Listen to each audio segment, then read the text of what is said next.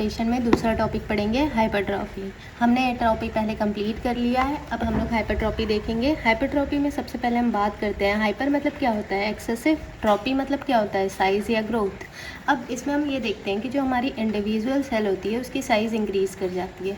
जब size increase करेगी तो जाहिर सी बात है फंक्शन भी हमारा इंक्रीज़ करेगा, और इसके लिए हमें क्या चाहिए, स्ट्रक्चर प्रोटीन चाहिए। तो इसमें क्या होगा, ओवर सिंथेसिस हो जाएगी फिर स्ट्रक्चर और प्रोटीन की। अगर हम लोग नॉर्मल वे में बात करते हैं तो हमारे पास जितने भी टाइप्स की मसल होती हैं, स्केलेटल हो गई, स्मूथ हो गई, कार्डियक हो गई, तो सारी मसल्स में मेनली हाइपरट्रॉफी अफेक्ट करती है।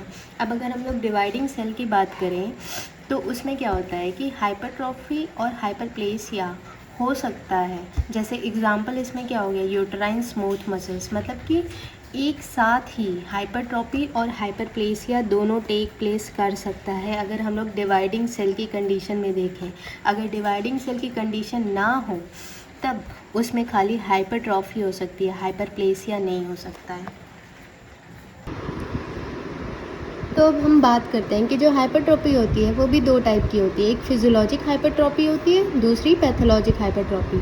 अब फिजियोलॉजिक हाइपरट्रॉफी में हम सबसे पहले एग्जांपल ये देखते हैं कि जो प्रेगनेंसी के टाइम में यूटेरस होता है उसका एनलार्जमेंट हो जाता है, किसकी वजह से, ईस्ट्रोजन की वजह से, और उस यूटेरस को हम क्या कहते हैं, ग्रेविड यूटेरस। ठीक है।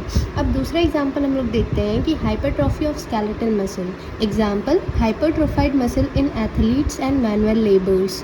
ठीक है। तो इसमें क्या होता है कि जैसे कि जो लोग जिम जाते हैं तो वो क्या करते हैं कि आयरन पंपिंग करते हैं। ठीक है। तो हमें पता है कि आयरन पंपिंग करेंगे तो भाई उन्हें वो लोड उठाने के लिए भी मतलब उतनी स्ट्रेंथ चाहिए होगी।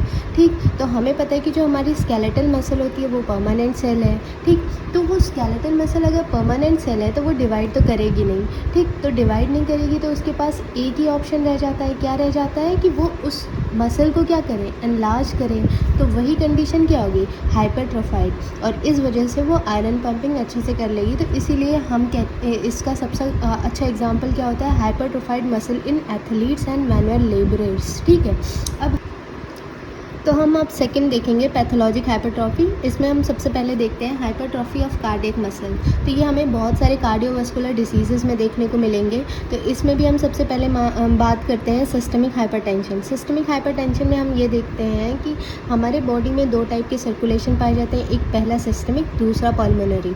सिस्टमिक सर्कुलेशन में क्या होता है कि जो ब्लड होता है वो पंप करता है हार्ट से हमारे पूरे बॉडी टिश्यू में। ठीक है, पूरे बॉडी टिश्यू में। तो फिर इस हार्ट से और पूरे बॉडी टिश्यू में सर्कुलेशन इसका होता है, सिस्टमिक सर्कुलेशन। तो इसमें क्या होता है कि जो हमारी सिस्टमिक आर्टरीज़ होती हैं उनमें जो ब्लड प्रेशर होता है वो बहुत ज़्यादा होता है, वही कंडीशन शो करता है सिस्टमिक हाइपरटेंशन। तो इसमें भी जो हमारी कार्डियक मसल होती है वो हाइपरट्रॉफी हो जाती है उनकी। अब सेकेंड हम लोग बात करते हैं आयोटिक वॉल डिसीज़। इसमें क्या होता है कि जो लेफ़्ट वेंट्रिकल होता है वो क्या होता है, हाइपरट्रॉफी शो करेगा, और हाइपरट्रॉफी शो करता है तो उस समय क्या होता है कि मतलब वो ब्लड को पंप करता है आयोटा में। ठीक है। तो लेफ़्ट वेंट्रिकल्स जो होती हैं उनमें बहुत ज़्यादा प्रेशर्स होता है क्योंकि वो पंप कर रहा है पूरे बॉडी को ब्लड ना। तो आयोटिक वॉल क्या होती हैं, वो स्टेनोसिस शो करती हैं। जब स्टेनोसिस या इनसफिशेंसी शो करेंगी तो क्या होगा कि उसे लेफ़्ट वेंट्रिकल को बहुत ज़्यादा प्रेशर सहना पड़ेगा। तो इस वजह से जो उनकी वॉल होती है वो क्या होती है, हाइपरट्रॉफी शो करने लगती है। अब हम लोग थर्ड देखेंगे मेटल इनसफिशेंसी। मेटल इनसफिशेंसी हम लोग जैसे जो हमारी बाइकस्पेड वॉल्व होती है उसी को हम लोग मेटल वॉल्व भी कहते हैं। वो क्या होता है, प्रॉपरली क्लोज नहीं होता है। जब क्लोज नहीं होगा और हमें जब क्लोज नहीं होगा तो जो ब्लड का बैक फ्लो होगा वो हो जाएगा। और बाइकस्पेड वॉल्व किस लिए थी कि वो बैक फ्लो ना कराए। ठीक है। तो फिर क्या होगा, जो हमारी लेफ़्ट आर्टरियम होगी उसमें ब्लड फ्लो करेगा, बैक फ्लो करेगा। तो यही होती है मेटल इनसफिशेंसी कि मतलब वो प्रॉपरली क्लोज नहीं हो पाता है, जिसकी वजह से ब्लड का रिगर्जिटेशन हो जाता है। तो इसमें भी क्या, कार्डियक मसल की हाइपरट्रॉफी शो होगी। अब हम लोग बात करेंगे हाइपरट्रॉफी ऑफ स्मूथ मसल्स, मतलब अब हम देखेंगे स्मूथ मसल्स में कैसे हाइपरट्रॉफी हो रही है। तो सबसे पहला हम एग्जांपल देखते हैं कार्डियक एक्लेसिया। ये ईसोफेगस में होती है नर्व के डैमेज की वजह से, जिसमें जो फूड होता है वो ईसोफेगस से स्टमक में नहीं जा पाता है, जिससे chest pain, regurgitation of food होता है, तो इससे चेस्ट पेन भी नॉर्मली होता है। सेकेंड हम लोग देखेंगे पाइलोरिक स्टेनोसिस। पाइलोरिक स्टेनोसिस में क्या होता है कि स्टमक और स्मॉल इंटेस्टाइन के बीच में जो जंक्शन होता है वो क्या हो जाता है, थिकन हो जाता है। ठीक है, अब थर्ड हम बात करते हैं इंटेस्टाइनल स्ट्रक्चर्स।